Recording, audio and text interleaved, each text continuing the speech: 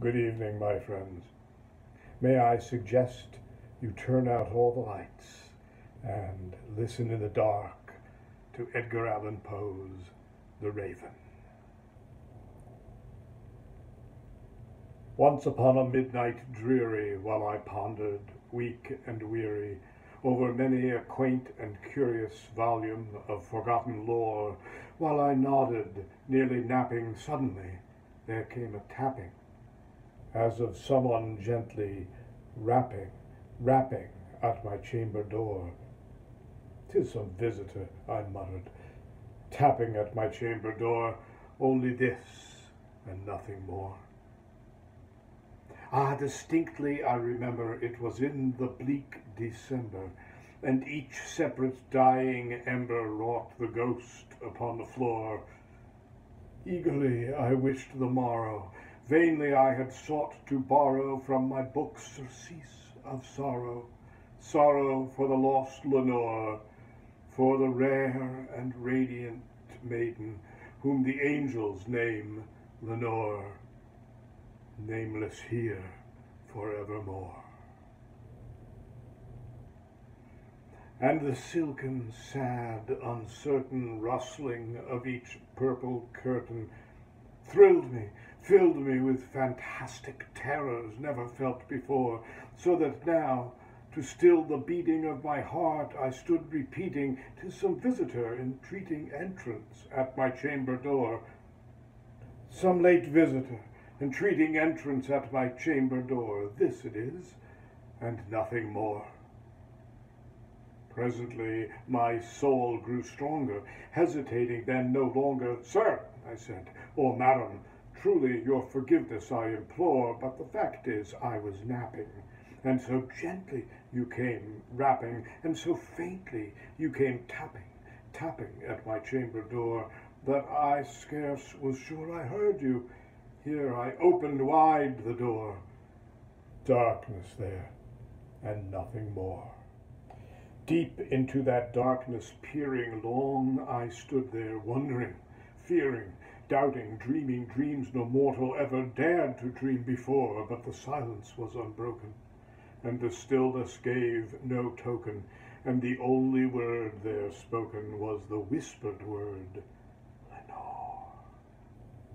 This I whispered, and an echo murmured back the word, "Lenore." Merely this, and nothing more.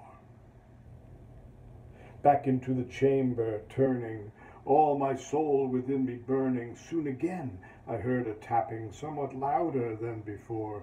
"Surely," said I, "surely that is something at my window lattice. Let me see, then, what thereat is, and this mystery explore.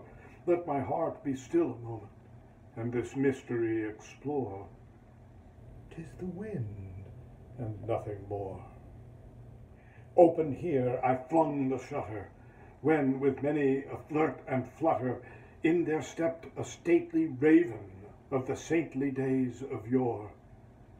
Not the least obeisance made he, not a minute stopped or stayed he, but with mien of lord or lady perched above my chamber door, perched upon a bust of Pallas just above my chamber door, perched and sat, and nothing more. Then this ebony bird beguiling sad fancy into smiling by the grave and stern decorum of the countenance it wore.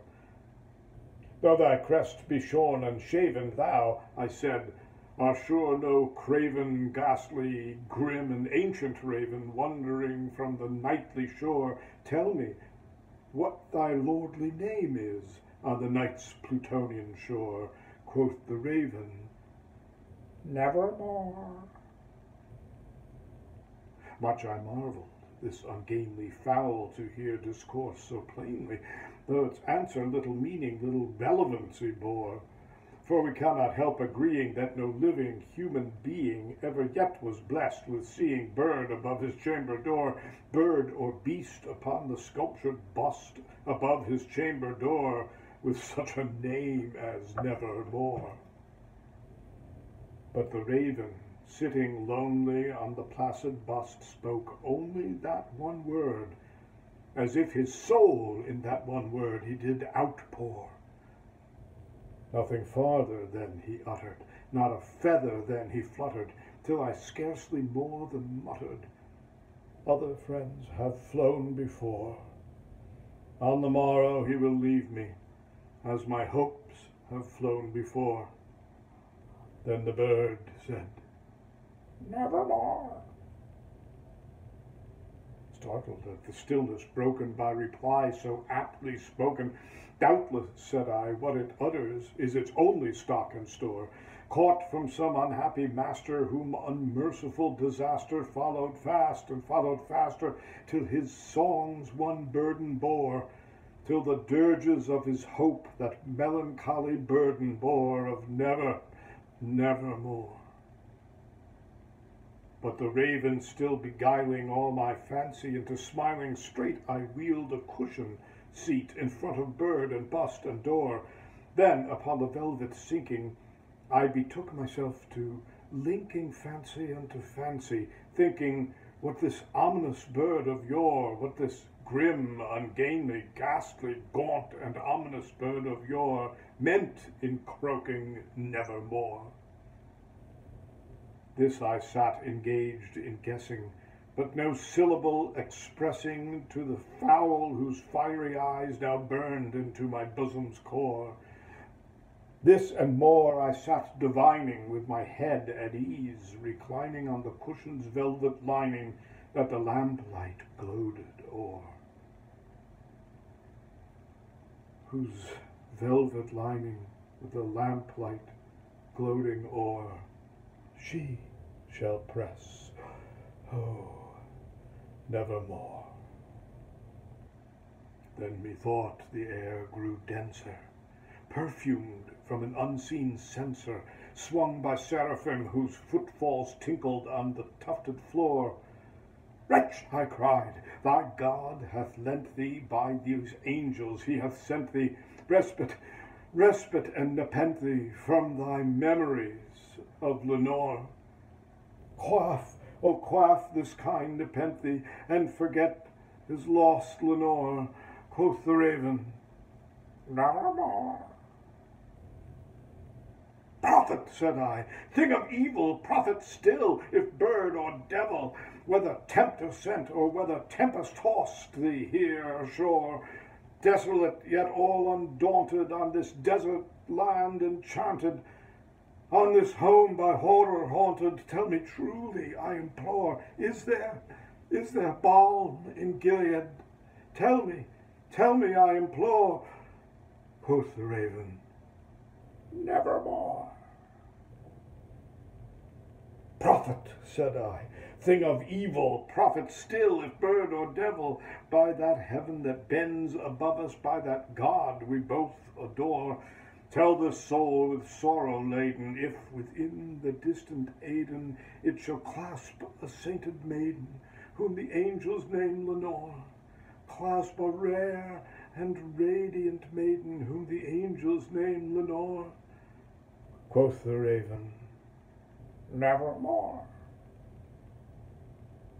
Be that word our sign of parting, bird or fiend, I shrieked, upstarting. Get thee back into the tempest and the night's Plutonian shore. Leave no black plume as a token of that lie thy soul has spoken. Leave my loneliness unbroken. Quit the bust above my door. Take thy beak from out my heart, and take thy form from off my door. Quoth the raven, nevermore. And the raven, never fitting, still is sitting on the pallid bust of Pallas just above my chamber door. And his eyes have all the seeming of a demon's that is dreaming, and the lamplight o'er him streaming throws his shadow on the floor. And my soul from out that shadow that lies floating on the floor shall be lifted nevermore. That's it for tonight. Sweet dreams.